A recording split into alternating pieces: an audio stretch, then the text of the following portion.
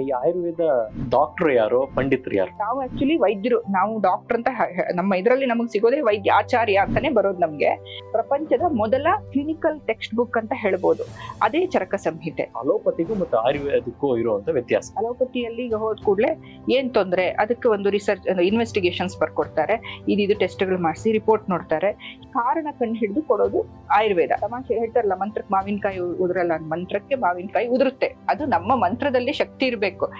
ಈ ಆಯುರ್ವೇದದಲ್ಲಿ ಈಗ ತಕ್ಷಣದ ಚಿಕಿತ್ಸೆ, ಎಕ್ಸಾಂಪಲ್ ಹಾರ್ಟ್ ಅಟ್ಯಾಕ್ ಆಯ್ತು, ಆ ಸಮಯದಲ್ಲಿ ಅದಕ್ಕೆ ಚಿಕಿತ್ಸೆ ಇದೆಯಾ? ನಾವೇನಾಗಿದೀವಿ, ಕಾಪಿ ಕ್ಯಾಟ್ಸ್ ಆಗ್ಬಿಟ್ಟಿದೀವಿ. ಪಾಶ್ಚಾತ್ಯದಲ್ಲಿ ಏನ್ ನಡೆಯುತ್ತೆ ನಾವು ಮಾಡ್ತೀವಿ, ನಮ್ಮಲ್ಲಿ ಏನೂ ಇಲ್ಲ. ನಾವೆಲ್ಲ ಹಳೆಯ ಕಾಲದ್ದು ಗೊಡ್ಡು ಸಂಪ್ರದಾಯ. ನನಗೆ ಗಂಡ ಇರಬಾರ್ದು ಆದ್ರೆ ಮಗು ಆಗ್ಬೇಕು, ಈ ತರ ಆಗೋಯ್ತಲ್ಲ ಅನ್ಸುತ್ತೆ. ಗರ್ಭ ಸಂಸ್ಕಾರ ಅಂದ್ರೆ ಏನು? ಗರ್ಭವನ್ನು ಉತ್ತಮ ಮಟ್ಟಕ್ಕೆ ತಗೊಂಡು ಹೋಗೋದೇ ಸಂಸ್ಕಾರ. ವ್ಯಾಕ್ಸಿನ್ ಅನ್ನೋದು ಪರಿಹಾರ ಅಲ್ಲ, ಅವರ ಜೀವನ ಶೈಲಿ ಬದಲಾಯಿಸು, ಅದ್ರ ಬಗ್ಗೆ ಪ್ರಯತ್ನ ಮಾಡಿ ಆರೋಗ್ಯವನ್ನು ಕಾಪಾಡಿಕೊಳ್ಳೋದು ಆಯುರ್ವೇದ. ಈ ಆಯುರ್ವೇದದಲ್ಲಿ ಈಗ ತಕ್ಷಣದ ಚಿಕಿತ್ಸೆ, ಎಕ್ಸಾಂಪಲ್ ಹಾರ್ಟ್ ಅಟ್ಯಾಕ್ ಆಯ್ತು, ಆ ಸಮಯದಲ್ಲಿ ಅದಕ್ಕೆ ಚಿಕಿತ್ಸೆ ಇದೆಯಾ? ಅದೇ ಇದೆ. ಈಗ ಪುಣೆಯಲ್ಲೆಲ್ಲ ಅದ್ರ ಬಗ್ಗೆ ತುಂಬಾ ವರ್ಕ್ ಮಾಡಿದ್ದಾರೆ. ಅಂದ್ರೆ ಕೆಲವೊಂದು ಮಾತ್ರೆಗಳಿದಾವೆ. ಈಗ ರೀಸೆಂಟ್ ಆಗಿ ಒಬ್ರು ಫೋನ್ ಮಾಡಿದ್ರು, ಹಾರ್ಟ್ ಅಟ್ಯಾಕ್ ಆಗೋಗ್ಬಿಟ್ಟಿದೆ ನಂಗೆ. ನಾನು ಹೇಳಿದೆ ಅದು ಸ್ವರ್ಣ ಭಸ್ಮದಿಂದ ಮಾಡಿರೋದು. ಫಸ್ಟ್ ಈಗ ಹೋಗಿ ನೀವು ಚಿಕಿತ್ಸೆ ಪಡೀರಿ, ಹೋಗೋ ತನಕ ನಿಮಗೆ ಅದು ಎನರ್ಜಿ ಕೊಡುತ್ತೆ ಅಂತ ಆ ಮಾತ್ರೆನ ಪುಡಿ ಮಾಡಿ ಬಾಯಲ್ಲಿ ಇಟ್ಕೊಳ್ಳಿ ಅಂತ ಹೇಳಿದೆ. ಅಂದ್ರೆ ಇದು ಸ್ಪೆಸಿಫಿಕ್ ಅಂತ ಇರಲ್ಲ, ಕೆಲವರಿಗೆ ಕೆಲವು ಆಗುತ್ತೆ. ನಮ್ಗೆ ಗೊತ್ತಿರೋರಾದ್ರಿಂದ ಈ ಮಾತ್ರೆ ಫಸ್ಟ್ ತಗೊಂಡು ಅದನ್ನ ಬಾಯಡಿ ಇಟ್ಕೊಳ್ಳಿ. ಅವ್ರು ನಾಲ್ಗೆಯಲ್ಲಿ ಇಟ್ಕೊಂಡ್ರು, ಅವ್ರು ಏನ್ ಸಬ್ಲಿಂಗ್ವಲ್ ಅಂತ ಅವ್ರು ಏನ್ ಹೇಳ್ತಾರೆ ನಾವು ಅದನ್ನೇ ಹೇಳ್ತೀವಿ. ಅದು ಹೇಳಿದ್ದಾರೆ ನಮ್ಮ ಶಾಸ್ತ್ರದಲ್ಲಿ. ಅದನ್ನ ಇಟ್ಕೊಂಡು ಅವ್ರು ಆಸ್ಪತ್ರೆ ತನಕ ಹೋಗಿ ಅವ್ರು ಅಲ್ಲಿ ನಡ್ಕೊಂಡು ಹೋಗಿದ್ದಾರೆ. ಅವ್ರ ಮಗ ಆಮೇಲೆ ಫೋನ್ ಮಾಡಿ ಹೇಳಿದ್ರು, ನಮ್ಮ ತಂದೆ ಚೆನ್ನಾಗಿ ಹೋದ್ರು. ಆಮೇಲೆ ಅವ್ರು ಏನೋ ಚಿಕಿತ್ಸೆ ಕೊಟ್ಟಿದ್ದಾರೆ, ಸರಿಯಾಗಿದ್ದಾರೆ, ಈಗ ಪೂರ್ತಿ ಆಯುರ್ವೇದಕ್ಕೆ ವಾಪಸ್ ಬಂದಿದ್ದಾರೆ. ಆ ರೀತಿ ಇದೆ. ಮಾತ್ರ ತುಂಬಾ ಇದು ಹೋಗ್ಬಿಟ್ಟಿದೆ. ಈಗ ಮುಂಚೆ ಇತ್ತು, ಈಗ ಅನೇಕ ನಮ್ಮಲ್ಲಿ ಗ್ರಂಥಗಳಲ್ಲೂ ಅಧ್ಯಯನ ಸರಿಯಾಗದೆ, ಅದ್ರ ಬಗ್ಗೆ ರಿಸರ್ಚ್ ಎಲ್ಲ ಆಗದೆ ತುಂಬಾ ಇದು ಹೋಗಿದಾವೆ. ಈಗ ಪ್ರತಿಯೊಬ್ಬ ವ್ಯಕ್ತಿಗೂ ಕೂಡ ಹೆರಿಡಿಟಿ ಅನ್ನುವಂಥದ್ದು ತುಂಬಾ ಏನು ಹೆರಿಡಿಟಿಯಿಂದ ಬಂದಿರೋ ಕಾಯಿಲೆಗಳು ಅಂತ ಹೇಳ್ತಾರೆ. ಅದಕ್ಕೆ ಆಯುರ್ವೇದದಲ್ಲಿ ಚಿಕಿತ್ಸೆ ಇದೆಯಾ? ಅದೇ ಏನಂದ್ರೆ ಕೆಲವೊಂದು ಬಂದ್ಬಿಟ್ಟಿರುತ್ತೆ. ಈಗ ತಂದೆಗೆ ಯಾವುದೋ ಒಂದು ಸಮಸ್ಯೆ ಇತ್ತು, ಅದು ಬಂದೇ ಬಿಟ್ಟಿದೆ ಅಂದ್ರೆ, ಈಗ ಅಂಗವೈಕಲ್ಯ ಆದ್ರೆ ಏನು ಮಾಡೋಕ್ಕಾಗಲ್ಲ. ಈಗ ಸೋರಿಯಾಸಿಸ್ ತಂದೆಗಿತ್ತು, ಮಗನಿಗೆ ಬಂದಿದೆ ಅಂದ್ರೆ ನಾವು ಏನ್ ಮಾಡ್ತೀವಿ, ದೇಹ ಶುದ್ಧಿ ಮಾಡಿಸ್ತೀವಿ. ಹೆಚ್ಚಿನವರಿಗೆ ಅದು ಹೋಗುತ್ತೆ, ಕೆಲವು ಸಲ ವಾಪಸ್ ಅದಕ್ಕೆ ಇವನ್ ಗ್ರಹಗತಿಗಳು ನೋಡ್ತೀವಿ ನಾವು. ಆಯುರ್ವೇದದಲ್ಲಿ ಚಿಕಿತ್ಸಾ ರೂಪ ಬೇರೆ ಆಗಕ್ಕೆ ಹೋಗಿ ಕೆಲವು ಸಲ ಸರಿ ಮಾಡ್ಬೋದು, ಕೆಲವು ಸಲ ವಾಪಸ್ ಬಂದ್ಬಿಡುತ್ತೆ. ಅದು ಹೀಗೆ ಅಂತ ಹೇಳಕ್ಕಾಗಲ್ಲ. ಆಯುರ್ವೇದಕ್ಕೂ ಮತ್ತೆ ಗ್ರಹಗಳಿಗೂ ಸಂಬಂಧ ಇದೆಯಾ? ಹೌದು, ಖಂಡಿತ. ಅದೇ ಆಯುರ್ವೇದದಲ್ಲಿ 3 ವಿಧ ಚಿಕಿತ್ಸೆ ಹೇಳ್ತಾರೆ. ದೈವ ವ್ಯಪಾಶ್ರಯ, ಯುಕ್ತಿ ವ್ಯಪಾಶ್ರಯ, ಸತ್ವಾವಜಯ. ದೈವ ವ್ಯಪಾಶ್ರಯ ಅಂದ್ರೆ ಅದೇ ಗ್ರಹಗಳು, ಮತ್ತೆ ಕುಲದೇವರು, ಮನೆ ದೇವರು, ನಿಮ್ದು ಯಾವ್ದು ನೋಡಿ ಅಲ್ಲಿ ಹೋಗಿ ಇದು ಮಾಡಬೇಕು. ಅದು ನಮ್ಮ ಜೆನೆಟಿಕಲಿ ಅದೇ ನಮ್ಮ ಏನ್ ಹೇಳ್ತೀವಿ ಜೀನ್ಸ್ ಅಂತ ಹೇಳ್ಬೋದು, ಮೂಲ. ಸೊ ಅದೆಲ್ಲ ಹೋಗೋದು ದೈವ ವ್ಯಪಾಶ್ರಯ. ಒಂದು ನಮಗೆ ಜ್ಯೋತಿಷ್ಯ ನಾವು ಕಲ್ತಿರ್ಬೇಕು. ಈಗಿನ ನಾವು ಕಾಲೇಜ್ ವಿದ್ಯಾಭ್ಯಾಸದಿಂದಾಗಿ ಅದೆಲ್ಲ ಕಡಿಮೆ ಆಗಿದೆ. ಆ ಗ್ರಹ ಆ ಸಮಯದಲ್ಲಿ ಯಾವ ಇದೆಲ್ಲಿದೆ ಅಂತ ನೋಡಿ, ಅದರಿಂದ 6ನೇ ಮನೆ ಅನ್ನೋದು ದೇಹಕ್ಕೆ ಸಂಬಂಧಪಟ್ಟ ಆರೋಗ್ಯಕ್ಕೆ, ಅದನ್ನೆಲ್ಲ ನೋಡಿ ಅದು ದೈವ ವ್ಯಪಾಶ್ರಯ. ಯುಕ್ತಿ ವ್ಯಪಾಶ್ರಯ ಅನ್ನೋದು ವೈದ್ಯ ತನ್ನ ಬುದ್ಧಿವಂತಿಕೆಯಿಂದ ಕೊಡೋ ಔಷಧಿಗಳು. ಸತ್ವಾವಜಯ ಅಂದ್ರೆ ಅವನಿಗೆ ಧೈರ್ಯ ತುಂಬೋದು, ನಿನಗೇನೂ ಆಗಲ್ಲ, ಆರೋಗ್ಯವಾಗಿರ್ತೀರಿ. ಅವರಿಗೆ ಒಂದು ಕೌನ್ಸಿಲಿಂಗ್ ಮಾಡೋದು. ಈ 3 ವಿಧಾನ ಫಾಲೋ ಮಾಡಬೇಕು ಅಂತ ಶಾಸ್ತ್ರ ಹೇಳುತ್ತೆ. ಈ ಕೆಲವರು ಸಾಮಾನ್ಯ ನನಗಿರುವಂತ ಡೌಟ್, ಬೆಳಗ್ಗೆ 1 ಕಿಲೋಮೀಟರ್ ಗಟ್ಟಲೆ ನಡೀತಾರೆ, ಆಮೇಲೆ ಕಿಲೋಮೀಟರ್ ಗಟ್ಟಲೆ ಓಡ್ತಾರೆ. ಅಂಥವ್ರು ನೋಡಿದಾಗ ಏನ್ ಅನ್ಸುತ್ತೆ ನಿಮ್ಗೆ? ಅದೇ ಹೆಚ್ಚಾಗಿ ವಾತದವ್ರು ಹಾಗೆ ಓಡ್ತಾ ಇರ್ತಾರೆ. ಅವ್ರಿಗೆ ಬೇಗ ಮಂಡಿನೂ ಅವಾಗ ಸವಿಯೋ ಸಾಧ್ಯತೆ ಇರುತ್ತೆ. ಆ ಥರ ತುಂಬಾ ಓಡಬೇಕು ಅಂತಿದ್ರೆ ಜಾಸ್ತಿ ತುಪ್ಪ ತಿನ್ನಿ, ಚೆನ್ನಾಗಿ ಎಣ್ಣೆ ಹಚ್ಕೊಂಡು ಸ್ನಾನ ಮಾಡಿ ಮೈಗೆಲ್ಲ ಅಂತೀನಿ. ಅವಾಗ ಲೂಬ್ರಿಕೇಶನ್ ಆಗಿ ಅವ್ರು ಓಡಕ್ಕೆ. ಕೆಲವ್ರು ಹೇಳ್ತಾರೆ, ಇಲ್ಲ ನಮ್ಗೆ ಇಷ್ಟ ಓಡಬೇಕು. ಸರಿ, ಅವಾಗ ಅಟ್ಲೀಸ್ಟ್ ಇದೆಲ್ಲ ಮಾಡ್ಕೊಂಡ್ರೆ ನಿಮ್ಗೆ ಓಡಕ್ಕೆ ಸಹಾಯ ಆಗುತ್ತೆ. ಇಲ್ಲ ಅಂದ್ರೆ ಒಣಕೊಡುತ್ತೆ ಶರೀರ, ಆರ್ಥರೈಟಿಸ್ ಮತ್ತೆ ಏನಾದ್ರೂ ಬೇರೆ ಸಮಸ್ಯೆ ಆಗುವ ಸಾಧ್ಯತೆ ಇದೆ. ಅದು ಅವರ ಪ್ರಕೃತಿನೇ ಹಾಗೆ. ಮಾತ್ರ ಬೇಕು ಎಲ್ಲರೂ ಹಾಗೆ ಓಡಬೇಕು, ಆ ಥರ ಮಾಡ್ಬೇಕಂತ ಏನೂ ಇಲ್ಲ. ಈ ಮನ್ಸನ್ನ ಶುದ್ಧವಾಗಿ ಇಟ್ಕೊಳ್ಳಕ್ಕೆ ಆಯುರ್ವೇದದ ಪ್ರಕಾರ ಏನ್ ಮಾಡ್ಬೇಕು? ಅದೇ ನಮ್ಮಲ್ಲೂ ಹೇಳಿದ್ದಾರೆ, ಸತ್ವ ರಜಸ್ ತಮಸ್ ಅನ್ನೋದು. ಸತ್ವ ಅನ್ನೋದು ಒಂದು ಪ್ರಾಕೃತಿಕ, ರಜಸ್ ತಮಸ್ ಅನ್ನೋದು ಅದರ ಒಂದು ವಿಕೃತ ಮನಸ್ಸಿನ ವಿಕಾರಗಳು ಅಂತ. ಅದು ಎಲ್ಲದೂ ಬೇಕು ನಮ್ಗೆ, ಎಷ್ಟು ಬೇಕೋ ಅಷ್ಟು. ಅದು ಯಾವಾಗ ಕೈ ತಪ್ಪುತ್ತೆ ಅಂದ್ರೆ ನಮ್ಮ ಆಹಾರದಲ್ಲಿ ಅಥವಾ ನಮ್ಮ ಜೀವನ ಶೈಲಿಯಲ್ಲಿ ಬದಲಾವಣೆ, ಏನೋ ಅನೇಕ ವಿಧವಾದ ಈಗ ಸಿಟ್ಟು ಬೇಜಾರು ಆಗುವಂತ ಘಟನೆಗಳು ನಡೆದಾಗ ಮನಸ್ಸಿನ ಒಂದು ವ್ಯತ್ಯಾಸ ಆಗುತ್ತೆ. ಅದನ್ನ ಈಗ ಧ್ಯಾನ, ಇದರಿಂದ ಮತ್ತೆ ಆಹಾರ ಮುಖ್ಯ. ಭಗವದ್ಗೀತೆಲೂ ಅದೇ ಹೇಳೋದು, ಸಾತ್ವಿಕ ಆಹಾರ ತಗೊಂಡ್ರೆ ಸಾತ್ವಿಕ ಒಂದು ಮನಸ್ಸಾಗುತ್ತೆ. ನಾವು ತಿನ್ನೋ ಆಹಾರದಲ್ಲಿ ಬರೀ ಕ್ರೌರ್ಯವೇ ತುಂಬಿತ್ತು ಅಂದ್ರೆ ನಮ್ಮ ಮನಸ್ಸು ಅದನ್ನೇ, you are what you eat ಅಂತ ಹೇಳ್ತಾರಲ್ಲ, ಅದು ಅದರಿಂದನೇ ಮುಖ್ಯ. ಅಂದ್ರೆ ಬೇಸ್, ಆಮೇಲೆ ಈಗ ಚಿಕಿತ್ಸೆ ಎಲ್ಲ ಕೊಡ್ಬೇಕಾಗತ್ತೆ. ಬೇಸಿಕ್ ಆಹಾರದಲ್ಲಿ ಬದಲಾವಣೆ, ಜೀವನ ಶೈಲಿ ಬದಲಾವಣೆ. ನೀವು ಆಗ್ಲೇ ಮಾತಾಡ್ತಾ ಹೇಳ್ತಿದ್ರಿ, ಊಟ ಹೇಗ್ ಮಾಡ್ತೀವೋ ಹಾಗೆ ನಾವು ಯೋಚನೆ ಕೂಡ ಮಾಡ್ತೀವಿ.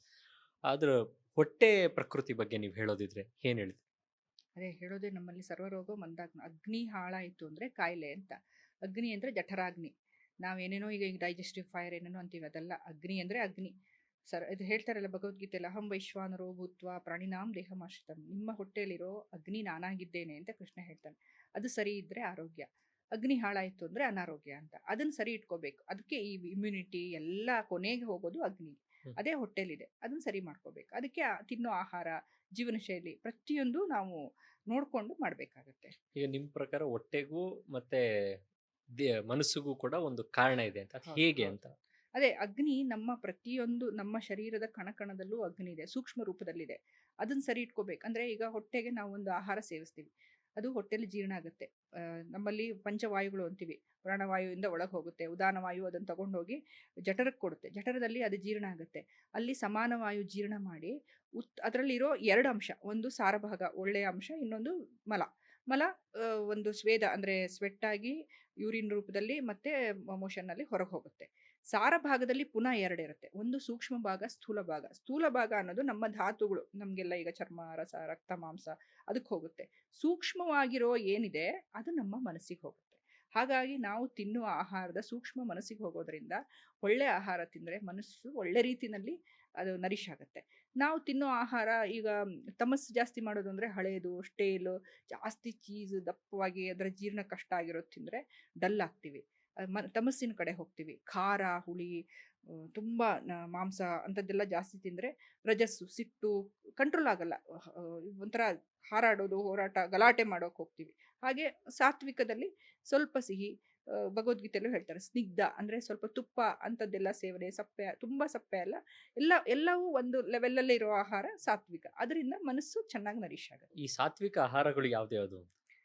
ಒಳ್ಳೆ ಹಾಲು, ನಾಟಿ ಹಸುವಿನ ಹಾಲು, ಅದು ಕಷ್ಟ ಈ ಆಗ್ಬಿಡುತ್ತೆ ಈಗ ಎಚ್ ಎಫ್ ಸಿಗೋದು. ಜರ್ಸಿ ಅಲ್ಲ. ಅಲ್ಲ ಅಲ್ಲ. ನಾಟಿ ಹಸು ಅಂದಿದ ತಕ್ಷಣ ಕೆಲವ್ರಿಗೆ ನೆನಪಾಗೋದೇನಂದ್ರೆ ಎಚ್ ಎಫ್ ಜರ್ಸಿನ ನಾಟಿ ಹಸು ಅನ್ಕೊಂಡ್ಬಿಟ್ಟಿದ್ದಾರೆ, ಅದೇ. ಅದೇನಾ? ಅಲ್ಲ ಅಲ್ಲ, ಖಂಡಿತ ಅಲ್ಲ. ಇದೆಲ್ಲ ನಮ್ಮಲ್ಲಿ ಏನು ಮಿಲ್ಕ್ ರೆವಲ್ಯೂಷನ್ ಅಂತ ಆಗಿ ಹೊರಗಿಂದ ಬಂದಿರೋದು. ಇದ್ರವರು ಬ್ರೆಜಿಲ್ ಅವರು ತಗೊಂಡೋಗಿದ್ದಾರೆ ಗೀರ್ ಹಸು, ನಮ್ಮಲ್ಲಿ ಇದು ಸಾಕೋಕ್ ಶುರು ಮಾಡಿದ್ರು. ಇದು ಅಲ್ಲ, ಅದು ಆ ಹಸುವಿನ ನೋಡಿದ್ರೆ ಗೊತ್ತಾಗತ್ತೆ ನಮ್ಮ ಹಸು ಎಷ್ಟು ಚುರುಕಿರ್ತವೆ. ನಾವು ಮಾತಾಡ್ಸಿದ್ರೆ ನಮಗೆ ವಾಪಸ್ ರಿಪ್ಲೈ ಮಾಡ್ತವೆ. ಆ ಹಸುವಿನ ಹಾಲು, ಆ ಹಸುವಿನ ತುಪ್ಪ, ಮತ್ತೆ ಇವಾಗ ಹಣ್ಣುಗಳು, ಅದು ಸೀಸನಲ್ ಫ್ರೂಟ್ಸು ಒಳ್ಳೇದು. ಚೆನ್ನಾಗಿ ಬೆಂದಿರೋ ಅನ್ನ ಅಂದರೆ ಬಸದ ಅನ್ನ, ಅದು ಒಳ್ಳೆಯದು. ಮತ್ತು ಇಲ್ಲಿನ ಸುತ್ತಮುತ್ತ ಈಗ ಇಲ್ಲಿ ಬೆಂಗಳೂರಲ್ಲಿ ರಾಗಿ ಒಳ್ಳೆಯದು, ನಾರ್ತ್ ಕರ್ನಾಟಕದಲ್ಲಿ ಜೋಳ. ಈ ರೀತಿ ಆಹಾರ ಹೆಚ್ಚು ಖಾರ ಇಲ್ಲದೆ ಚೆನ್ನಾಗಿ ಬೆಂದಿರಬೇಕು, ಸಾಫ್ಟಾಗಿ ಸುಲಭವಾಗಿ ಜೀರ್ಣ ಆಗುವಂಥ ಆಹಾರ ಸಾತ್ವಿಕ ಆಹಾರ. ಈ ಕೆಟ್ಟ ಆಹಾರ ಅಂತ ತಗೊಂಡ್ರೆ ಆಯುರ್ವೇದದ ಪ್ರಕಾರ ಯಾವ್ದು? ಕೆಟ್ಟ ಆಹಾರ ಅಂದರೆ ಜೀರ್ಣಕ್ಕೆ ಕಷ್ಟವಾಗಿ ಮತ್ತು ನಮಗದು ಸೂಟ್ ಆಗದೆ ಇರೋದು. ಈಗ ತುಂಬ ಖಾರ, ಈ ತುಂಬ ಕಫ ಪ್ರಕೃತಿಯವ್ರಿಗೆ ಸ್ವಲ್ಪ ಖಾರ ತಿಂದರೆ ಅಷ್ಟಾಗಲ್ಲ. ಪಿತ್ತದವ್ರು ಜಾಸ್ತಿ ಖಾರ ತಿಂದರೆ ಅದು ಅವ್ರ ಕೆಟ್ಟ ಆಹಾರ. ಮತ್ತು ತುಂಬ ಯಾವುದೇ ಒಂದು ಮಸಾಲೆ ಜಾಸ್ತಿ ತಿನ್ನೋದು, ಹಳೇದು ತಿನ್ನೋದು, ತುಂಬ ಫ್ರಿಜ್ಜಲ್ಲಿ ಇಟ್ಟು ತಿಂತಾ ಇರ್ತೀವಿ, ಅವೆಲ್ಲ ಕೆಟ್ಟ ಆಹಾರ. ಬೇರೆ ಬೇರೆ ವಿಧವಾಗಿ ಈಗ ಯಾರೋ ಇವನ್ ನಮ್ಮಲ್ಲಿ ಎಷ್ಟು ಸೂಕ್ಷ್ಮ ಅಂದರೆ, ನಮಗೆ ಗೊತ್ತಿರೋರ ಕೈಲಿ ಅಡುಗೆ ಮಾಡಿಸ್ಕೊಳ್ಳಿ ಏನಿದ್ದಾರೆ, ಅವರ ಮನಸ್ಥಿತಿನೂ ಪ್ರಭಾವ ಬೀರುತ್ತೆ ಅಂತ. ಹಾಗಾಗಿ ಒಳ್ಳೆ ಮನಸ್ಥಿತಿಯಿಂದ ಮಾಡಿರೋ ಆಹಾರದಲ್ಲಿ ಪಾಸಿಟಿವ್ ಇದಿರುತ್ತೆ. ಅದೆಲ್ಲ ನೋಡಿಕೊಂಡು ಅದು ಮಾಡದೇ ಇದ್ದರೆ ಅಥವಾ ಹಳೇದು ತಿಂದರೆ ಅದು ಕೆಟ್ಟ ಆಹಾರ.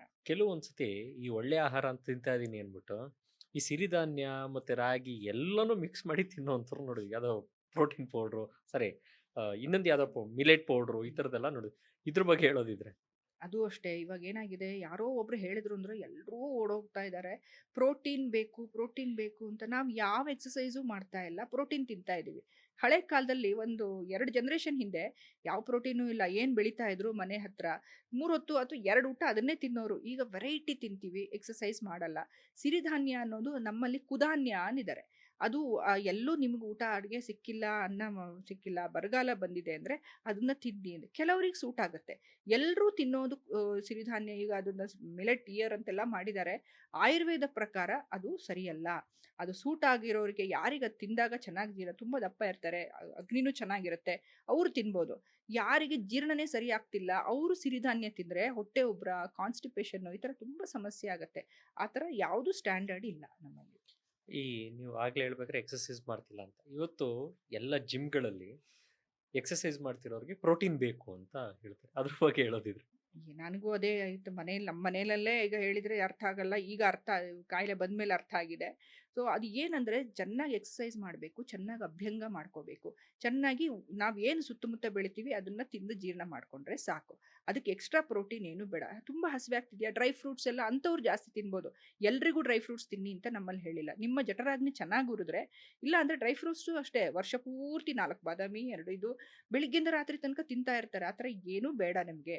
ಯಾರು ಅಂದರೆ ಹೇಮಂತ ಋತುನಲ್ಲಿ ಡ್ರೈ ಫ್ರೂಟ್ಸ್ ತಿನ್ಬೋದು ಅಂತ ನಮ್ಮಲ್ಲಿ ಹೇಳಿದ್ದಾರೆ. ತುಂಬ ಎಕ್ಸಸೈಸ್ ಮಾಡಿದರೆ ಇಂಥದ್ದೇನಾದರೂ ಸ್ವಲ್ಪ ಆ್ಯಡ್ ಮಾಡ್ಕೋಬೋದು ಬಿಟ್ಟರೆ, ಅದು ಏನೇನೋ ಪೌಡರ್ಸು ಅದು ಆರ್ಟಿಫಿಷಿಯಲ್ ಯಾವುದು ತಿನ್ನಬೇಡಿ. ನಿಮ್ಮ ಸುತ್ತಮುತ್ತ ನೀವು ಯಾವ ಆಹಾರ ನಿಮ್ಮ ದೇಹಕ್ಕೆ ಅಡಾಪ್ಟ್ ಆಗಿದೆ, ನಿಮ್ಮ ಹಿರಿಯರು ತಿಂತಾ ಇದ್ರು, ಅದನ್ನ ಜಾಸ್ತಿ ಉಪಯೋಗಿಸಿ ಅಂತ. ನಮ್ಮ ಜೀನ್ ಅದಕ್ಕೆ, ನಮ್ಮ ಏನು ಮನಸ್ಸು, ದೇಹ ಅದಕ್ಕೆ ತಯಾರಾಗಿರುತ್ತೆ. ಈ ಜಿಮ್ಗಳಲ್ಲಿ ಎಕ್ಸರ್ಸೈಸ್ ಮಾಡ್ತಾರೆ. ಈಗ ಬೆಳಗ್ಗೆ ಓಡಾಡೋರ ಬಗ್ಗೆ ಮಾತಾಡಿದ್ರೆ ಜಿಮ್ಮಲ್ಲಿ ಎಕ್ಸರ್ಸೈಸ್ ಮಾಡ್ತಾರೆ. ಅವ್ರ ಬಗ್ಗೆ ಹೇಳೋದಿದ್ರೆ ಅದೇ ಜಿಮ್ಮಲ್ಲಿ ಏನಾಗುತ್ತೆ, ಎಕ್ಸಸೈಸ್ ಮಾಡಿದಾಗ ಬೆವರು ಬೇಕು ಅಂತಾರೆ ನಮ್ಮಲ್ಲಿ.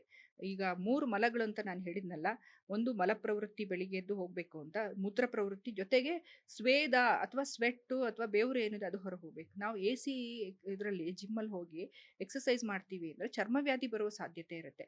ಬೆವರು ಬೇಕು, ನಾವು ಚೆನ್ನಾಗಿ ಬೆವರಿದ್ರೆ ಮಾತ್ರ ನಮ್ಮ ಆರೋಗ್ಯ ಚೆನ್ನಾಗಾಗೋದು. ನಾನು ಹೇಳ್ತೀನಿ ಅದ್ರ ಬದಲು ಹೆಂಗಸ್ರಿಗೂ ಹೇಳ್ತೀನಿ, ಮನೆ ಒರೆಸೋದು, ಆ ಕೋಲಲ್ಲಿ ಒರೆಸ್ದೆ ಬಟ್ಟೆ ತೊಗೊಂಡು ನೆಲ ಒರೆಸೋದು, ಸ್ವಲ್ಪ ಮನೇಲಿ ಅಕ್ಕಿ ಮುಟ್ಟೆ ಅಂಥದ್ದು ಭಾರ ಎತ್ತೋದು ಎಲ್ಲ ಮಾಡಿದ್ರೆ ಅದೇ ಎಕ್ಸಸೈಸ್ ಆಗಿ ಹೋಗುತ್ತೆ ಅಂತೆ. ಜಿಮ್ಮಲ್ಲಿ ಎಲ್ಲರೂ ಕೂತ್ಕೊಂಡು ನಿಂತ್ಕೊಂಡು ಮಾಡುವಾಗ, ಅಂದರೆ ಯಾರಿಗೂ ನಾನು ವಿರೋಧಿಸೋಕ್ಕಾಗಲ್ಲ, ಏನೋ ಮನೇಲಿ ಸುಮ್ಮನೆ ಕೂತಿರೋದಕ್ಕಿಂತ ಒಂದು ಎಕ್ಸಸೈಸ್ ಮಾಡ್ತಾರೆ. ಆದರೆ ಎ ಸಿ ಇದರಲ್ಲಿ ಬೆವರದೇ ಇರೋ ಒಂದು ಎಕ್ಸಸೈಸು ಒಳ್ಳೇದಲ್ಲ. ನಿಮ್ಮ ಪ್ರಕಾರ ಈ ಹೆಣ್ಮಕ್ಳಿಗೆ ಇವತ್ತು ತುಂಬಾ ದೊಡ್ಡ ಸಮಸ್ಯೆಗಳನ್ನ ನೋಡ್ತೀವಿ. ಅದ್ರಲ್ಲಿ ನೋಡಿದ್ರೆ ಒಂದು ನಮಗೆ ಬಾಡಿ ಪೇನ್ ಅಂತ ಹೇಳ್ತಾರೆ, ಅಥವಾ ಅವರ ಮಂತ್ಲಿ ಪ್ರಾಬ್ಲಮ್. ಇದ್ರ ಬಗ್ಗೆ ನೀವು ಹೇಳ್ತಾ ಹೋದ್ರೆ ಹೆಣ್ಮಕ್ಳಲ್ಲಿ ಈ ಪರ್ಟಿಕ್ಯುಲರ್ ಪ್ರಾಬ್ಲಮ್ ಇವ್ರು ಈ ಅಭ್ಯಾಸದಿಂದ ಈ ಪ್ರಾಬ್ಲಮ್ ಆಗ್ತಿದೆ ಅನ್ನೋದಿದ್ರೆ ಯಾವ್ದು? ಹೌದೌದು. ಖಂಡಿತ. ಇವಾಗ ಇವಾಗ ನಮ್ಮ ಮುಖ್ಯಮಂತ್ರಿಗಳು ರಜನೆ ಘೋಷಿಸಿಬಿಟ್ಟಿದ್ದಾರಲ್ಲ, ಈ ಏನು ಮುಟ್ಟಿನ ಸಮಯದಲ್ಲಿ ಹೊಟ್ಟೆ ನೋವು ಅಂತ. ಒಂದು ಹಳೆ ಒಂದು 2 ಜನರೇಷನ್ ಹಿಂದೆ ಕೇಳಿದ್ರೆ ನಗ್ತಾರೆ.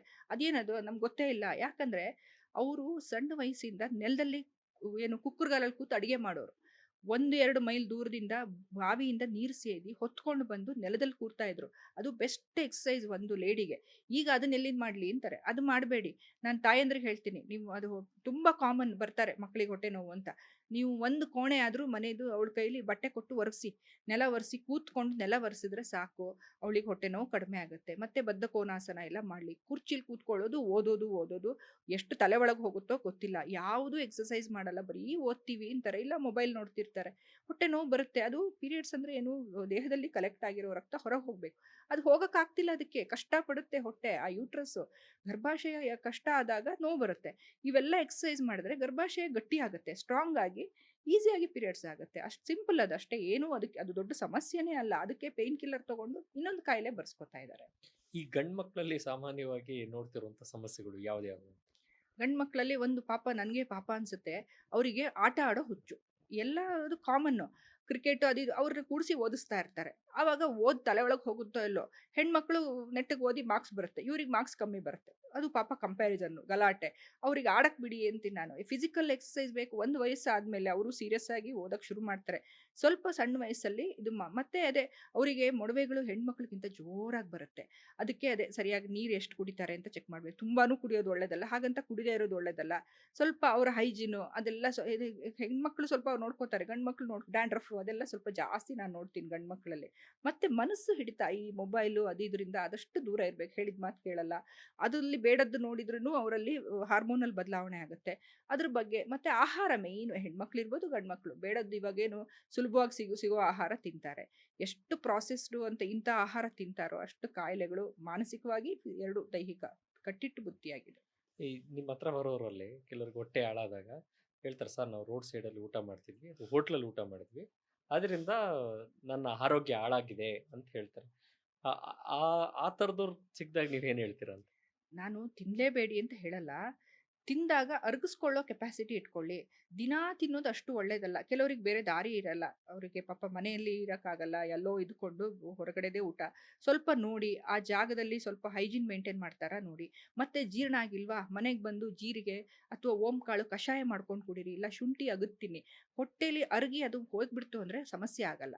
ಯಾವಾಗ ಅದು ಜೀರ್ಣ ಸರಿಯಾಗಿ ಆಗಲ್ಲ, ತೇಗ್ ಬರೋದು, ಎದೆ ಉರಿ ಬರೋದು ಅಥವಾ ಕಾನ್ಸ್ಟಿಪೇಷನ್ ಅದೆಲ್ಲ ಆದಾಗ ಸಮಸ್ಯೆ. ಅದು ಆಗಕ್ಕೆ ಬಿಡದೇ ಇದ್ರೆ ಎಷ್ಟೊಂದು ಜನ ಏನೇನೋ ತಿಂದ್ಕೊಂಡು ಏನೂ ಆಗಲ್ಲ. ಯಾಕಂದ್ರೆ ಅವ್ರ ಜಠರಾಗ್ನಿ ಚೆನ್ನಾಗಿದ್ರೆ ಏನೂ ಆಗಲ್ಲ.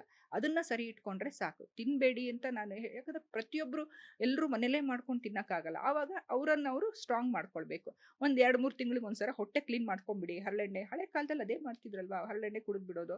ಅದು ಒಂದು 10-12 ಸಲ ಲೂಸ್ ಮೋಷನ್ ಆಗಿ ಹೋಗೋದು. ನಾವು ಗಾಡಿ ಫುಲ್ ಇದು ಮಾಡಿಸ್ತೀವಿ. ಇದು ನಾನು ಯಾವಾಗ್ಲೂ ಹೇಳೋದು, ಬಾಡಿ ಕ್ಲೆನ್ಸ್ ಮಾಡಲ್ಲ. ಗಾಡಿದೆಲ್ಲ ಸರ್ವಿಸ್ ಚೆನ್ನಾಗಾಗುತ್ತೆ. ಬಾಡಿ ಸರ್ವಿಸ್ ಮಾಡಿಸಿ ಎಲ್ಲ ಸರಿ ಹೋಗುತ್ತೆ ಅಂತ. ಓಕೆ. ಇವತ್ತು ಹೈಯೆಸ್ಟ್ ಕಾಯಿಲೆ 30 ವರ್ಷದ ಒಳಗಡೆ ಇರೋರು ಇದೆ ಅಂತ ಒಂದು ವರದಿ ಇದೆ. ಅದ್ರ ಬಗ್ಗೆ ನೀವೇನು? ಅದೇ ಇವಾಗಿನ ಜೀವನ ಶೈಲಿ. ಒಂದು ಸ್ಟ್ರೆಸ್ ಏನು ಮಾಡ್ತಾರೆ ಅಂತ ಅವ್ರಿಗೆ ಎಲ್ಲ ಓಡ್ತಾ ಇದ್ದಾರೆ. ಈಗಂತೂ ಎಲ್ಲ ಇನ್ನೇನು ಕೆಲಸ ಇಲ್ಲ, ಎಐ ಬಂದಿದೆ ಅಂತಾರೆ. ಇಷ್ಟು ದಿನ ಏನು ಮಾಡಿದ್ರು ಹಾಗಾದ್ರೆ? ಎಲ್ಲ ಓಡೋದು ಎಲ್ಲಿಗೆ? ನಿಮಗೇನು ಇಷ್ಟ ಅಂತ ನೋಡಿ. ಸಣ್ಣ ವಯಸ್ಸಿಂದ ಮಕ್ಕಳ ಮೇಲೆ ತುಂಬ ಚಿಕ್ಕ ಚಿಕ್ಕ ಮಕ್ಕಳನ್ನ ಕರ್ಕೊಂಬರ್ತಾರೆ. ನಂಗೆ ನಗು ಬರುತ್ತೆ. ಆಡಕ್ಕೆ ಬಿಡ್ರಿ, ಏನು ಓದಿ ಓದಿ ಇದು ಮಾಡೋದು ಅಂತ. ಆ ರೀತಿ ಸ್ಟ್ರೆಸ್ಸು ಒಂದು ಕಾರಣ. ಇನ್ನೊಂದು ಅವ್ರಿಗೆ ಏನು ಬೇಕು ಅಂತ ಗೊತ್ತಿರಲ್ಲ. ಕೂತು ಕೂತು ಕೂತು ಕೆಲಸ ಮಾಡ್ತಾರೆ. ಟೆನ್ಷನ್ನು, ಮತ್ತೆ ತಿನ್ನೋದು ಯಾವಾಗಲೋ ಏನೋ ತಿಂತಾರೆ. ಹೊಟ್ಟೆ ಹಸಿತಾ ಕೇಳ್ತೀನಿ, ಕರೆಕ್ಟ್ ಟೈಮಿಗೆ ಊಟ ಮಾಡ್ತೀವಿ ಅಂತಾರೆ. ಅವಾಗ ನಿಮ್ಗೆ ಹೊಟ್ಟೆ ಹಸ್ದಿತ್ತಾ ಅಂದರೆ ಆವಾಗ ಯೋಚನೆ ಮಾಡ್ತಾರೆ. ಹಸಿವು ಅನ್ನೋದೇ ಗೊತ್ತಿರಲ್ಲ. ನಿಮ್ಮ ಶರೀರ ಹೇಳ್ದಾಗ ಕೇಳಿದ್ರೆ, ನಿಮ್ಮ ಮನಸ್ಸು ಹೇಳ್ದಾಗ ಕೇಳಿದ್ರೆ ನೀವು ಆರೋಗ್ಯವಾಗಿರ್ತೀವಿ. ಯಾವಾಗಲೋ ತಿನ್ನೋದು ಹೆಂಗೋ ಇದು ಬಿಟ್ರೆ ಅದು ಸಣ್ಣ ವಯಸ್ಸಿಂದ ಕಾಯಿಲೆಗಳು ಬಂದೇ ಬರುತ್ತೆ. ನಿಮ್ಮ ಪ್ರಕಾರ ಹೊಟ್ಟೆ ಹಸ್ದಾಗ ಮಾತ್ರ ಊಟ ಮಾಡಬೇಕಾ ಅಥವಾ ಹೌದು. ಟೈಮಿಗೆ ಊಟ ಮಾಡಬೇಕಾ? ಖಂಡಿತ ಹೊಟ್ಟೆ ಹಸಿಬೇಕು. ಅಂದರೆ ಕೆಲವ್ರು ಹೇಳ್ತಾರೆ ನಮಗೆ 9 ಗಂಟೆಗೆ ಹೊರಡಬೇಕು, ಹೊಟ್ಟೆನೇ ಹಸ್ದಿಲ್ಲ, ತಿಂದೇ ಹೋಗೋಕ್ಕಾಗತ್ತಾ ಅಂತ. ಅದನ್ನು ನಾವು ಸರಿ ಮಾಡ್ಕೋಬೇಕು. ಬೆಳಿಗ್ಗೆ ಬೇಗ ಎದ್ದು 9 ಗಂಟೆಗೆ ಹೊಟ್ಟೆ ಹಸಿಯೋ ಥರ ಸ್ವಲ್ಪ ಶುಂಠಿ, ಜೀರಿಗೆ ಏನಾದ್ರು ತಿಂದು ಹಸಿವು ಹುಟ್ಟಿಸ್ಕೊಂಡು ತಿಂದು, ಹಸಿವೆ ಆದ್ರೆ ತಿನ್ಬೇಕು. ಹಸಿವೆ ಆಗಿಲ್ಲ ಅಂದರೆ ಹೊಟ್ಟೆ ಕೇಳಲಿಲ್ಲ. ಆವಾಗ ಕೊಟ್ಟರೆ ಜೀರ್ಣ ಆಗಲ್ಲ. ಅದರಿಂದ ಗ್ಯಾಸ್. ಆ ರೀತಿ ಸ್ವಲ್ಪ ಬದಲಾಯಿಸ್ಕೊಂಡು ಸ್ವಲ್ಪ ನಿಮ್ಮ ಮೇಲೆ ನೀವು ಹೇಳಿರೋದೇ ನಮ್ಮಲ್ಲಿ ಅಷ್ಟೇ, ಸರ್ವಮನ್ಯ ಪರಿತ್ಯಜ್ಯ ಸ್ವಶರೀರ ಮನುಪಾಲಯೇತ್. ಎಲ್ಲ ಬಿಟ್ಟು ನಿಮ್ಮ ಶರೀರದ ಮಾತು ಕೇಳಿ. ಅದು ಗೊತ್ತಿರುತ್ತೆ. ಎಲ್ಲೋ ಗೂಗಲಲ್ಲಿ ಸಿಕ್ಕಲ್ಲ ನಮ್ಮ ಬಗ್ಗೆ. ಶರೀರಕ್ಕೆ ಗೊತ್ತಿರುತ್ತೆ. ಅದ್ರ ಮಾತು ಕೇಳಿ ಹಸಿವು ಸರಿ ಮಾಡಿಕೊಂಡು ಆವಾಗ ಟೈಮಿಗೆ ತಿನ್ಬೋದು. ಆ ಟೈಮಲ್ಲಿ ಹಸಿವೆ ಆಗಿರ್ಬೇಕು ಮಾತ್ರ. ಸುಮ್ಮನೆ ಟೈಮ್ ಆಯಿತು ಅಂತ ಕರೆಕ್ಟ್ ಟೈಮಿಗೆ ತಿಂತೀವಿ ಅಂತ ಹೊಟ್ಟೆ ಹಸಿಲಿಲ್ಲ ಅಂದರೆ ಸಮಸ್ಯೆ ಬಂದೇ ಬರುತ್ತೆ. ಈ ಒತ್ತಡಕ್ಕೆ ಆಯುರ್ವೇದದಲ್ಲಿ ಔಷಧಿ ಇದೆಯಾ? ಎಲ್ಲದಕ್ಕೂ ಇದೆ. ಒತ್ತಡ ಅದೇ ಮೊದಲು ಮೂಲ ಏನು ಅಂತ ಸುಮ್ಮನೆ ಒತ್ತಡ ಮಾಡ್ಕೊತಿರ್ತಾರೆ. ಇಲ್ಲಿ ಯಾರೋ ಸತ್ತೋಗ್ಬಿಟ್ರು, ನಾನು ಹೋಗ್ಬಿಡ್ತೀನಿ. ಅಂಥ ಒತ್ತಡಗಳಿಗೆ ಅವರು ಕೌನ್ಸಿಲಿಂಗ್ ಎಲ್ಲ ಮಾಡ್ಕೊಳ್ಬೇಕು. ಮತ್ತೆ ಯಾಕೆ ಅಂತ ಕಂಡುಹಿಡಿಬೇಕು. ಕೆಲವರು ಹೆರಿಡಿಟರಿ ಇರುತ್ತೆ. ಸ್ವಲ್ಪ ಜೀವನ ಶೈಲಿ ಬದಲಾಯಿಸ್ಕೊಳ್ಳಿ, ನಿದ್ದೆ ಸರಿಯಾಗಿ ಮಾಡಿ ಅಂತೆಲ್ಲ ಹೇಳ್ತೀವಿ. ಮತ್ತೆ ಅದಕ್ಕೆ ಔಷಧಿಗಳು ಇದೆ. ಏನು ನಿಜವಾಗ್ಲೂ ತುಂಬ ಸಮಸ್ಯೆ ಇತ್ತು ಅಂದರೆ ಸ್ವಲ್ಪ ದಿನ ನಾವೇನು ಲೈಫ್ ಲಾಂಗ್ ಔಷಧಿ ತಗೊಳ್ಳಿ ಅನ್ನಲ್ಲ. ಕೆಲವೊಂದು ಸ್ವಲ್ಪ ದಿನ ಈಗ ಬ್ರಾಹ್ಮಿ ಇರ್ಬೋದು, ಅಶ್ವಗಂಧ ಅಂದರೆ ಹೆಸರು ಹೇಳ್ಬಿಟ್ರೆ ಏನೇನೋ ಹೋಗಿ ತೊಗೊಂಡ್ಬಿಡ್ತಾರೆ. ಅದು ಕಷ್ಟ ಆಗ್ಬಿಟ್ಟಿದೆ. ಕೆಲವೊಂದು ಔಷಧಿ ಅವ್ರಿಗೆ ನೋಡಿ ಕೊಟ್ಟು ಅವ್ರ ಜೀರ್ಣಶಕ್ತಿ ಸರಿ ಮಾಡಿ ದಿನಚರಿ ಬದಲಾಯಿಸ್ತೀವಿ. ಇದರಿಂದ ಅವ್ರ ಒತ್ತಡ ತುಂಬಾ ಜನಕ್ಕೆ ಕಡಿಮೆ ಆಗಿದೆ. ಅದೇ ಕೌನ್ಸಿಲಿಂಗ್ ನಾವೇನು ಸತ್ವಾವಜಯ ಅಂತೀವಿ ಅದು ಅವ್ರಿಗೆ ಜಾಸ್ತಿ ಬೇಕಾಗತ್ತೆ. ನನ್ನ ಇನ್ನೊಂದು ಕೇಳ್ಪಟ್ಟಿದ್ದು, ನಮ್ಮ ದೇಹಕ್ಕೂ ಮತ್ತೆ ನಾಗನಿಗೂ, ನಾಗದೇವತೆಗೂ ಅದಕ್ಕೂ ಒಂದು ಸಂಬಂಧ ಇದೆ ಅಂತ ಹೇಳಿ ಸುಮಾರು ಜನ ಟ್ರೀಟ್ಮೆಂಟಲ್ಲಿ ನನಗೆ ಹೇಳಿದ್ರು. ಆ, ಈಗ ಮೊನ್ನೆ ಒಬ್ರು, ಈಗ ನೀವು ಕೂಡ ಮುಂಚೆ ಮಾತಾಡಿದ್ರಲ್ಲ, ಅವರು ಕೂಡ ಹೇಳಿದ್ರು, ಇಲ್ಲ ನಮ್ಮ ಟ್ರೀಟ್ಮೆಂಟಲ್ಲಿ ನಾಗನಿಗೂ ಕೂಡ ಒಂದು ಸಂಬಂಧ ಇದೆ ಅಂತ. ಅದ್ರ ಬಗ್ಗೆ ಹೇಳೋದು. ಅದೇ ನಾಗಂದು ಅಂದ್ರೆ ನಾವು ಈ ಜ್ಯೋತಿಷ್ಯ ಪ್ರಕಾರ ಅಂದ್ರೆ ರಾಹು, ಕೇತು ಇವೆಲ್ಲ ಛಾಯಾಗ್ರಹಗಳು ಅಂತೀವಿ. ಅಂದ್ರೆ ಭೂಮಿಯ 2 ಧ್ರುವಗಳು ಅಂತಾನೂ ಹೇಳ್ಬೋದು. ಛಾಯಾಗ್ರಹಗಳು ಅಂದ್ರೆ ಕಾಣಿಸಲ್ಲ ಅಂತ. ಸೊ ಅದರಲ್ಲಿ ವ್ಯತ್ಯಾಸ ಅದು ಎಲ್ಲೋ ಯಾವ ಮನೇಲಿದೆ ಅದ್ರ ಮೇಲೆ ನಾಗ ನಾಗ ಅನ್ನೋದು ಅಷ್ಟೇ. ಅದು ಅಂದ್ರೆ ಸರ್ಪ ಅನ್ನೋದು ಒಂದು ಕಡೆ ನಿಲ್ಲಲ್ಲ ಆ ಥರ, ಅದು ಛಾಯೆ ಥರ. ಹಾಗಾಗಿ ಈ ಚರ್ಮದ ಸಮಸ್ಯೆಗಳು ಬಂದಾಗ ಅದೆಲ್ಲ ನಾವು ಸಾಧಾರಣ ಒಂದು ಸುಬ್ರಹ್ಮಣ್ಯ ಆ ಥರ ಕೆಲವೊಂದು ನಾಗನ ಇದಕ್ಕೆ ಹೋಗಿ ಬಂದರೆ ಔಷಧಿಗಳ ಜೊತೆ ನೀವು ಅದನ್ನೂ ಮಾಡ್ಕೊಂತು ಅಂದರೆ ಚೆನ್ನಾಗಿ ಕೆಲಸ ಆಗತ್ತೆ ಅಂತೀವಿ. ಆ ರೀತಿಯಾಗಿ ನಾಗನ ಜೊತೆ ಸಂಬಂಧ ಇದೆ. ಇನ್ನು ಕೆಲವು ಪಾರಂಪರಿಕ ವೈದ್ಯರು ಆ ಥರ ನಾಗನ ಜೊತೆ ಕನೆಕ್ಟ್ ಆಗಿ ಮಾಡ್ತಾರೆ. ಸಂಹಿತೆಗಳಿಗೆ ಜಾಸ್ತಿ ನಾಗನ ಇದು ಬರಲ್ಲ. ಓಕೆ. ಈ ಕೆಲವ್ರಿಗೆ ಈ ಮಚ್ಚೆಗಳಿರುತ್ತೆ, ಅದನ್ನ ನಾವು ತೆಗಿಸ್ತೀವಿ ಅಂತ ಹೇಳಿ ಹ್ಮ್. ಅನ್ಕೊಂಡು, ಅಥವಾ ಅದಕ್ಕೆ ಇನ್ನೇನೋ ಟ್ರೀಟ್ಮೆಂಟ್ ಕೊಡ್ತೀವಿ. ನನಗೆ ಈ ಕೆಲವ್ರಿಗೆ ಇಲ್ಲಿರುತ್ತೆ, ಹ್ಮ್. ಕೆಲವ್ರಿಗೆ ಇನ್ನೆಲ್ಲೋ ಇರುತ್ತೆ. ಆ ಥರ ಟ್ರೀಟ್ಮೆಂಟ್ ಬಗ್ಗೆ ನೀವೇನು ಹೇಳ್ತೀರಿ? ಅದು ಕೆಲವೊಂದು ಇದ್ರೆ ಒಳ್ಳೇದು ಅಂತೀವಿ. ದೃಷ್ಟಿ ಆಗಲ್ಲ ಯಾಕೆ ತೆಗಿತೀರಾ ಅಂತೀವಿ. ಈ ಸಣ್ಣ ಸಣ್ಣ ವಾಟ್ಸ್ ಅಂತ ಬರುತ್ತೆ. ಅದಾದ್ರೂ ಅದು ಅಷ್ಟೇ ಕೆಲವೊಂದು ತೆಗೆದಾಗ್ಲೂ ಅದು ಚರ್ಮದ ಬಣ್ಣ ಚೇಂಜ್ ಆಗೋದು, ಸುಟ್ಟಾಗೋದು, ಇರಿಟೇಷನ್ ಆಗುತ್ತೆ. ಸಣ್ಣದಾಗಿ ತೊಂದರೆ ಕೊಡ್ತಿಲ್ಲ ಅಂದರೆ ನಾನು ಏನು ಮಾಡಿಸ್ಬೇಡಿ, ನ್ಯಾಚುರಲ್ ಆಗಿ ಬಿಡಿ ಅಂತೀವಿ. ಅದರಿಂದ ಸಮಸ್ಯೆ ಆಗ್ತಿದೆ ಅಂದರೆ ಅದಕ್ಕೆ ಚಿಕಿತ್ಸೆ ಮಾಡ್ಬೋದು. ಓಕೆ. ಈ ಆಯುರ್ವೇದದ ಪ್ರಕಾರ ಕಿವಿ ಚುಚ್ಚೋದು ಮತ್ತೆ ಮೂಗು ಚುಚ್ಚುವಂಥದ್ದು ಅದೆಷ್ಟು ವೈಜ್ಞಾನಿಕ ಅಂತ? ಅದೆಲ್ಲ ನಮ್ದು ಈಗ ಷೋಡಶ ಸಂಸ್ಕಾರದಲ್ಲಿ ಕಿವಿ ಚುಚ್ಚೋದು ಒಂದು. ಅಂದ್ರೆ ಕೆಲವೊಂದು ಈಗ ಏನು ಪ್ರೆಷರ್ ಪಾಯಿಂಟ್ಸ್ ಅಂತೀವಿ. ಚಿನ್ನನೂ ಅಷ್ಟೇ ಸ್ವರ್ಣಭಸ್ಮ ನಾವು ಔಷಧಿಯಲ್ಲಿ ಉಪಯೋಗಿಸ್ತೀವಿ. ಆಹಾರದಲ್ಲಿ ಹಿಂದೆ ಚಿನ್ನದ ತಟ್ಟೆಯಲ್ಲಿ ರಾಜರೆಲ್ಲ ಚಿನ್ನದ ತಟ್ಟೆಯಲ್ಲಿ ಊಟ ಮಾಡ್ತಿದ್ರಂತೆ. ಅಂದ್ರೆ ಚಿನ್ನದ ಅಂಶ ನಮ್ಮ ಶರೀರಕ್ಕೆ ಸೇರ್ತಾ ಇರಬೇಕು. ಅದು ನಮ್ಮ ಆರೋಗ್ಯ ಕಾಪಾಡುತ್ತೆ. ಅದು ಇಮ್ಯುನಿಟಿಗೆ ತುಂಬಾ ಒಳ್ಳೆಯದು. ಆ ಚಿನ್ನ ನಮ್ಮ ಶರೀರದಲ್ಲಿದ್ರೆ ಅದು ನೀರು ಸ್ನಾನ ಮಾಡುವಾಗ ಆ ನೀರು ಇದಕ್ಕಾಗುತ್ತೆ. ಈ ರೀತಿಯಾಗಿ ಮೂಗಿಗೆ ಹೆಣ್ಮಕ್ಳಿಗೆ ಒಳ್ಳೆಯದು ಅಂತ ಕೆಲವೊಂದು ಪಾಯಿಂಟ್ಸು ಈ ಈ ಬೇರೆ ಬೇರೆ ಶಾಸ್ತ್ರಗಳದ್ದು. ಇದು ಆಯುರ್ವೇದ ಅಂತ ಹೇಳಕ್ಕಾಗಲ್ಲ. ನಮ್ಮ ಇನ್ಯಾವುದೋ ಒಂದು ನಮ್ಮ ಇದ್ರ ಸನಾತನ ಧರ್ಮದ ಶಾಸ್ತ್ರಗಳಿಂದ ಬಂದಿರ್ಬೋದು. ಕಿವಿ ಚುಚ್ಚೋದು ಮಾತ್ರ ತುಂಬಾ ಮುಖ್ಯ ಅಂತ ಕೆಲವೊಂದು ಅದಕ್ಕೂ ಟೈಮ್ ಅಂತ ಹೇಳಿದ್ದಾರೆ. ಅದೆಲ್ಲ ನಮ್ಮ ಇದರಲ್ಲಿದೆ. ಮಗುವಿಗೆ ಸಣ್ಣ ವಯಸ್ಸಿನಲ್ಲೇ ಕಿವಿ ಚುಚ್ಚಬೇಕು ಅಂತ ಹೇಳಿದ್ದಾರೆ. ಇವತ್ತು ಈ ದಾಂಪತ್ಯ ಜೀವನ ಅನ್ನುವಂಥದ್ದು ತುಂಬಾ ದೊಡ್ಡ ಸಬ್ಜೆಕ್ಟ್ ಆಗ್ಬಿಟ್ಟಿದೆ. ಯಾಕೆ ಅಂತ ಕೇಳಿದ್ರೆ, ಇವತ್ತು ಹೇಳ್ಬೇಕಾದ್ರೆ ಮದುವೆ ನಾನು ಲೇಟಾಗಿ ಆಗ್ತೀನಿ, 30 ವರ್ಷ ಆಗೋಮೇಲೆ ಆಗ್ತೀನಿ, 35 ವರ್ಷ ಆಗೋಮೇಲೆ ಆಗ್ತೀನಿ ಅಂತ. ಅವ್ರ ಬಗ್ಗೆ ನೀವೇನು ಹೇಳ್ತೀರಿ? ಅದೇ ದೊಡ್ಡ ಸಮಸ್ಯೆ ಆಗಿರೋದು. ನಾವೇನಾಗಿದ್ದೀವಿ, ಕಾಪಿ ಕ್ಯಾಟ್ಸ್ ಆಗ್ಬಿಟ್ಟಿದ್ದೀವಿ. ಪಾಶ್ಚಾತ್ಯದಲ್ಲಿ ಏನು ನಡೆಯುತ್ತೆ ನಾವು ಮಾಡ್ತೀವಿ. ನಮ್ಮಲ್ಲಿ ಏನೂ ಇಲ್ಲ. ನಾವೆಲ್ಲ ಹಳೆಯ ಕಾಲದ್ದು ಗೊಡ್ಡು ಸಂಪ್ರದಾಯ ಅದೆಲ್ಲ ಬಿಟ್ಟು ಹೊರಗೆ ಬರ್ತೀವಿ ಅಂತ. ಅದೇ ನಮ್ಮಲ್ಲಿ ಈಗ ಒಂದು ಹೆಣ್ಮಕ್ಳಲ್ಲಿ ಅಥವಾ ಮಧ್ಯಮ ವರ್ಗದಲ್ಲೇ ಈಗ ಜಾಸ್ತಿ ಆಗ್ತಿದೆ. ನಾವು ತುಂಬ ಓದಬೇಕು, ಯಾರು ಓದಬಾರ್ದು ಅಂತ ಹೇಳಲಿಲ್ಲ. ಅದ್ರ ಜೊತೆ ದೇಹದ ಒಂದು ಬದಲಾವಣೆಗಳನ್ನ ನಾವು ಒಂದು ನಿರ್ಲಕ್ಷ್ಯ ಮಾಡಿ ಓದಿ ಅಥವಾ ಕೆಲಸ ಮಾಡೋದು, ಟೆನ್ಷನ್ ಮಾಡ್ಕೊಳ್ಳೋದು. ಗಂಡಸರು ಟೆನ್ಷನ್ ಮಾಡ್ಕೊಂಡ್ರೆ ಅದು ಅವ್ರ ದೇಹದ ಮೇಲೆ ಅಷ್ಟಾಗಿ ಪರಿಣಾಮ ಬೀರಲ್ಲ. ಹೆಂಗಸರು ಟೆನ್ಷನ್ ಅಂದ್ರೆ ಪ್ರಕೃತಿ ಪುರುಷ ಅಂತ ಹೇಳಿದ್ದಾರೆ. ಈ ಪ್ರಪಂಚಕ್ಕೆ ಅರ್ಧನಾರೀಶ್ವರ ಅನ್ನೋ ಒಂದು ಕಾನ್ಸೆಪ್ಟ್ ಹೇಳಿರೋರೇ ನಾವು. ಹಾಗಾಗಿ ಹೆಂಗಸರು ಇದೆಲ್ಲ ತಡವಾಯಿತು ಅಂದ್ರೆ ಅವರ ಶರೀರದಲ್ಲಿ ಅನೇಕ ಬದಲಾವಣೆಯಾಗಿ ಓವುಲೇಷನ್ ಅಂತ ಏನು ಹೇಳ್ತೀವಿ, ಅಂಡಾಣುಗಳು ಹಾಳಾಗ್ತವೆ. ಆಮೇಲೆ ಮಕ್ಕಳಾಗಲ್ಲ, ಮಕ್ಕಳು ಹುಟ್ಟಿದ್ರು ಅವಕ್ಕೆ ತುಂಬಾ ಸಮಸ್ಯೆಗಳಿರುತ್ತೆ. ಇವೆಲ್ಲ ಈಗ ನಾವು ಪಾಶ್ಚಾತ್ಯ ಸಂಸ್ಕೃತಿಗೆ ಮಾರು ಹೋಗಿ ಮಾಡ್ತಾ ಇರೋ ತಪ್ಪುಗಳು ಅಂತ ನಾನು ಹೇಳ್ತೀನಿ. ಯಾವ ವಯಸ್ಸಿನಲ್ಲಿ ಹುಡುಗ ಅಥವಾ ಹುಡುಗಿ ಮದುವೆ ಆಗಬೇಕು ಅಂತ? ಈಗ ಸರ್ಕಾರ ಹೇಳಿದ್ರೆ 18 ವರ್ಷಕ್ಕೆ ಹುಡುಗಿ, 21 ವರ್ಷಕ್ಕೆ ಒಂದು ಹುಡುಗ ಅಂತ. ಅದು ಆಯುರ್ವೇದದ ಪ್ರಕಾರ ಯಾವ ವಯಸ್ಸಿನಲ್ಲಿ ಮದುವೆ ಆಗಬೇಕು? ಆಯುರ್ವೇದ ಪ್ರಕಾರನೂ ಅಷ್ಟೇ. ಈಗ ಒಂದು 14ರಿಂದ ಆವಾಗ 13-14 ವಯಸ್ಸಿಗೆ ಮೆನಾರ್ಕೆ ಅಥವಾ ಏನು ಆಕೆ ಮೊದಲನೇ ಸಲ ಅವಳ ಶರೀರದಿಂದ ಅಂಡಾಣುಗಳು ಬರೋದು. ಅಂದ್ರೆ ಗಂಡಿನಲ್ಲಿ ಏನು ವ್ಯತ್ಯಾಸ ಅಂದ್ರೆ, ಹೆಣ್ಣು ಬೀಜ ಅಂದ್ರೆ ಏನು ಅಂಡಾಣುಗಳು ಆ ಹೆಣ್ಣು ಮಗು ತಾಯಿಯ ಹೊಟ್ಟೆಲಿದ್ದಾಗಲೇ ಬಂದ್ಬಿಟ್ಟಿರುತ್ತೆ ಒಂದಷ್ಟು. ಆಕೆ ಇನ್ನು ಅವಳ ಬಾಲ್ಯದಲ್ಲೂ ಅಷ್ಟೇ. ಈಗ ಈಗ ಹೆಣ್ಮಕ್ಳು ಬಾಲ್ಯದಲ್ಲಿ ಮುಂಚೆ ಅಮ್ಮನ ಸೀರೆ ಉಟ್ಕೊಳ್ಳೋದು, ನಾನು ಅಮ್ಮ ಅಂತ ಆಟ ಆಡೋದು. ಈಗ ಅವೆಲ್ಲ ಹೋಗ್ಬಿಟ್ಟಿದೆ. ಮೊಬೈಲ್ ನೋಡು, ಇಲ್ಲ ಓದು, ಇಲ್ಲ ಇನ್ನೇನೋ ಮಾಡ್ಕೊಂಡು ಗಂಡ್ಮಕ್ಳು ಹೆಣ್ಮಕ್ಳು ಒಂದೇ ತರ ಆಟ ಆಡ್ತಿದ್ದಾರೆ ಈಗ. ಅದರಿಂದನೂ ಅವರ ಶರೀರದ ಮೇಲೆ ಮನಸ್ಸಿನ ಮೇಲೆ ಪ್ರಭಾವ ಬೀರುತ್ತೆ. ಮದುವೆ ಅಂದ್ರೆ ಏನೋ ಒಂಥರ ವಾಕರ್ಗೆ ಓದು, ನೀನೇನು ಮದುವೆ ವಿಷಯ ಮಾತಾಡೋದು ಅಂತ. ಆವಾಗ ಯಾವ್ದಾವುದೋ ಹುಡುಗರ ಜೊತೆ ಮನೆ ಆಟ, ಮದುವೆ ಆಟ ಎಲ್ಲ ಆಡ್ತಿದ್ರು. ಇವಾಗ ಅದೂ ಇಲ್ಲ. ಅದು ಒಂದು ಅವ್ರ ಮೇಲೆ ಪ್ರಭಾವ ಬೀರುತ್ತೆ. ಮತ್ತೆ ಆಕೆ ದೊಡ್ಡವಳಾದಾಗ ಅವಾಗ ಎಗ್ಸ್ ಬರಕ್ ಶುರು ಆಗುತ್ತೆ. ಒಂದು ಎಗ್ಗು ದೇಹದಿಂದ ಹೊರಗೆ ಹೋದ್ರೆ ಒಂದಷ್ಟು ಎಗ್ಗುಗಳು ನಾಶ ಆಗ್ತವೆ. ಹಾಗಾಗಿ 30-32 ಆಗ್ತಾ ಆಗ್ತಾ ಎಗ್ಸ್ ಕಮ್ಮಿ ಆಗ್ತಾ ಹೋಗುತ್ತೆ. ಹಳೆ ಎಗ್ಸ್ ಇರ್ಬೋದು, ವೀಕ್ ಆಗಿರೋ ಎಗ್ಸ್ಗಳು ಬರುತ್ತೆ. ಅದರಿಂದ ಆಕೆಗೆ ಆಮೇಲೆ ಸಂತತಿಯಲ್ಲಿ ಪ್ರಾಬ್ಲಮ್ ಆಗುತ್ತೆ. ಗಂಡಸರಲ್ಲೂ ಹಾಗೆ. ಈಗ ಏನಾಗಿದೆ, ಅವರ ಒಂದು ಸ್ಟ್ರೆಸ್ ಇಂದ ಇರ್ಬೋದು, ಬೇರೆ ಬೇರೆ ಅವರು ಕೆಲವೊಂದು ಬೇರೆದ್ದೆಲ್ಲ ಎಲ್ಲದರಿಂದಾಗಿ ಸ್ಪರ್ಮ್ ಕೌಂಟ್ ಅಂತ ಏನು ಹೇಳ್ತೀವಿ ಅದು ಕಡಿಮೆ ಆಗ್ತಾ ಇದೆ.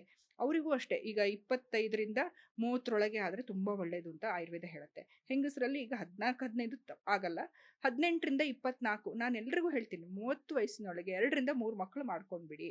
ಆವಾಗ ನೀವು ಏನು ಕೆಲಸ ಮಾಡಿ, ಓದಿ, ಏನಾದರೂ ಮಾಡಿ, ಇದನ್ನ ಸೈಡ್ ಬೈ ಸೈಡ್ ನೀವು ಹೆತ್ತು ಬಿಟ್ರೆ ನಿಮ್ಮ ಶರೀರ ಗಟ್ಟಿಯಾಗಿರುತ್ತೆ. ನಿಮ್ಮ ಹಿರಿಯರು ನೋಡ್ಕೊಳ್ಳೋಕೆ ಅವರು ಗಟ್ಟಿಯಾಗಿರ್ತಾರೆ ಅಂತ. ಹಾಗಾಗಿ ಎಷ್ಟು ಬೇಗ ಮದುವೆ ಮತ್ತೆ ಮಕ್ಕಳಾಗುತ್ತೋ ಇಬ್ರಿಗೂ ಒಳ್ಳೇದು. ಅವ್ರು ಬೇಗ ಆವಾಗ ಈಗ ತಮಾಷೆಯಾಗಿ ಯಾರೋ ಹೇಳ್ತಾ ಇದ್ರು, ಪೇರೆಂಟ್ಸ್ ಮೀಟಿಂಗ್ ಹೋದಾಗ ನಿನ್ನ ತಾತನ ಕರ್ಕೊಂಡ್ಬಂದ್ಯಾ ಅಂತ ಕೇಳಿದ್ರು ಅಂತ. ಅಂದ್ರೆ ವಯಸ್ಸಾದ್ಮೇಲೆ ಮಕ್ಕಳಾದ್ರೆ ಇನ್ನೇನಾಗ್ತವೆ, ಅವ್ರು ನೋಡ್ಕೊಳ್ಳೋ ಶಕ್ತಿನೂ ಇರಲ್ಲ. ಆದಷ್ಟು ಇಬ್ರು 30ರೊಳಗೆ ಮಕ್ಕಳನ್ನ ಪಡೆಯೋದು ಒಳ್ಳೇದು. ಅದು ನಾನು ಎಲ್ರಿಗೂ ಹೇಳ್ತಾ ಇರ್ತೀನಿ ನಾನು. ಓಕೆ. ಈ ನೀವು ಮಕ್ಕಳ ಬಗ್ಗೆ ಮಾತಾಡ್ತಾ ಇದ್ರಿ. ಎಷ್ಟೋ ಜನ ಹೆಣ್ಮಕ್ಳು ನನಗೆ ಗಂಡ ಇರಬಾರ್ದು, ಆದ್ರೆ ಮಗು ಆಗ್ಬೇಕು, ಈ ಸಂಸ್ಕೃತಿಲಿ ಇದ್ದಾರೆ. ಇದ್ರ ಬಗ್ಗೆ ಹೇಳೋದಿದ್ರೆ? ಅದೇ ಭಯ ಆಗ್ತಾ ಇದೆ. ನಮ್ಮ ಸಮಾಜ ಎಲ್ಲಿ ಹೋಗ್ತಾ ಇದೆ, ಹಸುವಿನ ತರ ಆಗೋಯ್ತಲ್ಲ ಅನ್ಸುತ್ತೆ. ಸಮಾಜದಲ್ಲಿ ಯಾರು ಹೆಚ್ಚಲ್ಲ, ಯಾರು ಕಮ್ಮಿ ಅಲ್ಲ. ಎಲ್ಲರೂ ಅವ್ರವ್ರ ಮಟ್ಟಿಗೆ ಅವ್ರವ್ರು ಹೆಚ್ಚು. ಶಕ್ತಿ ಅಂತ ಆರಾಧನೆ, ಹೆಣ್ಣಿನ ಆರಾಧನೆ ಮಾಡಿರೋದೇ ನಮ್ದು. ಹಾಗೆ ಹೇಳಿದ ಕೂಡಲೇ ನಮ್ಮಲ್ಲಿ ಸತಿ ಇರ್ಲಿಲ್ವಾ ಅಂತಾರೆ. ಸತಿನೂ ಅಷ್ಟೇ ಯಾವುದೋ ಕಾರಣಕ್ಕೆ ಬಂದಿದ್ದು. ನಮ್ಮ ಇತಿಹಾಸದಲ್ಲಿ ಸತಿ ಬಗ್ಗೆ ಇಲ್ಲ. ಯಾವುದೋ ಒಂದು ರಾಜ್ಯದಲ್ಲಿರೋ ಸತಿನ ಭಾರತದಲ್ಲೆಲ್ಲ ಸತಿ ಇತ್ತು ಅನ್ನೋ ತರ ಒಂದು ಕೆಟ್ಟ ಚಿತ್ರಣ ಕೊಡ್ತಾ ಇದ್ದಾರೆ. ಹಾಗಿರ್ಲಿಲ್ಲ. ಸ್ತ್ರೀಯರು ಪುರುಷರು ಇಬ್ರು ಬೇಕು. ಒಂದು ಮಗುವಿನ ಜೀವನದಲ್ಲಿ ತಂದೆ ಸ್ಥಾನನೂ ಬೇಕು, ತಾಯಿ ಸ್ಥಾನನೂ ಬೇಕು. ಬರೀ ಒಬ್ರು ಮಾಡ್ಕೋತೀನಿ ಅನ್ನೋದು ಈಗ ವಿದೇಶದಲ್ಲಿ ಅದೇ ಆಗಿ ಎಲ್ಲ ಹುಚ್ಚಾಟಗಳು ಜಾಸ್ತಿ ಆಗ್ತಿದೆ. ಅದನ್ನೇ ನಾವು ಗರ್ಭ ಸಂಸ್ಕಾರ ಅನ್ನೋ ಒಂದು ಹೆಸರಿನಿಂದ ಎಲ್ಲ ಕಡೆ ಅದನ್ನ ನಾವು ಈಗ ಪ್ರಚಾರ ಮಾಡ್ತಾ ಇದ್ದೀವಿ. ಒಂದು ಉತ್ತಮ ಸಂತಾನ ಬೇಕು ಅಂದ್ರೆ ತಾಯಿಯ, ತಂದೆ, ಅಜ್ಜ ಅಜ್ಜಿ ಇದು ಎಲ್ಲರದೂ ಕೈವಾಡ ಬೇಕು. ಆವಾಗಲೇ ಒಂದು ಉತ್ತಮ ಒಂದು ಮಗು ಭೂಮಿಯಲ್ಲಿ ಆರೋಗ್ಯವಾಗಿ, ಮಾನಸಿಕವಾಗಿ ಮತ್ತು ದೈಹಿಕ ಎರಡೂ ಆರೋಗ್ಯವಾಗಿರ್ಲಿಕ್ಕೆ ಸಾಧ್ಯ. ಎಗ್ ಬ್ಯಾಂಕಿಂಗ್ ಮಾಡ್ತಿರುವಂಥದ್ದು ಅಂದ್ರೆ ತನ್ನ ಫ್ರೀಸಿಂಗ್. ಹೌದು ಫ್ರೀಸಿಂಗ್ ಹೌದು ಹೌದು. ಮಾಡ್ತಿರುವಂಥದ್ದು ಅದ್ರ ಬಗ್ಗೆ ನೀವೇನು ಹೇಳ್ತೀರಾ?